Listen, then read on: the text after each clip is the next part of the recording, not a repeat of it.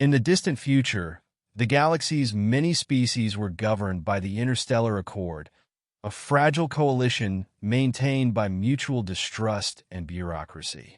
Despite its lofty ideals of unity, the Accord was more interested in preserving the status quo than helping those in need. So, when a distress signal came from a derelict ship on the edge of explored space, no one answered.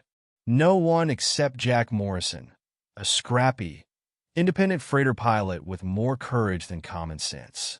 The signal. Jack leaned back in the cockpit of his aging ship, the Wayfarer, sipping stale coffee. The hum of the engines was the only sound in the vast emptiness around him. His life was simple: hauling cargo, dodging pirates, and scraping together enough credits to keep flying. The distress signal blipped onto his radar as he was charting a course toward the nearest station. Most pilots would ignore such signals. Pirate traps or bureaucratic nightmares were the usual outcomes. But Jack had a soft spot for underdogs and a knack for trouble. "Let's see what kind of mess this is," he muttered, setting a course for the signal. The Discovery. The source of the signal was a massive, derelict ship of alien design.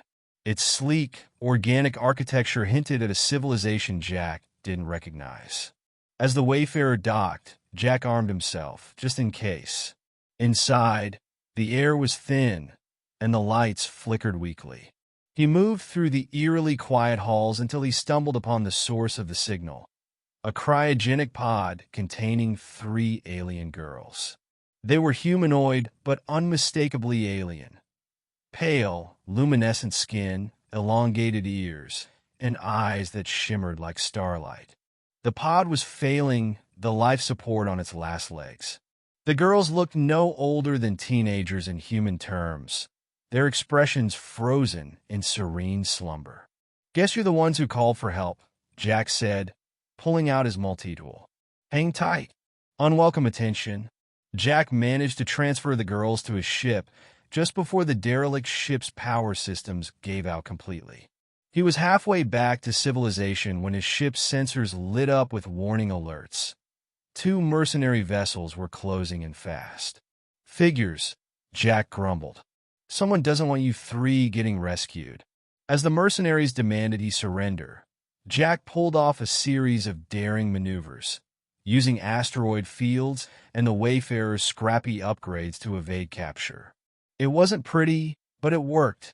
The mercenaries retreated, their ships too damaged to continue the pursuit. Awakening, back on his ship, Jack placed the pod in the med bay and initiated the revival process. The first to awaken was the oldest of the 3, who introduced herself as Lyra. Her voice was melodic, her expression cautious yet grateful. "Thank you for saving us," she said, her Galactic common accented but clear. "Our world was destroyed, our people scattered. We are all that remains." The other 2 girls, Era and Nia, woke shortly after. They clung to Lyra, their fear evident but tempered by curiosity about their human savior. A dangerous alliance. As Jack learned more about the girls, he realized their plight was worse than he'd thought. Their species, the Ilari, had been targeted for extermination by a shadowy faction within the Accord. The girls were the last heirs of a civilization that had dared to defy the galaxy's status quo.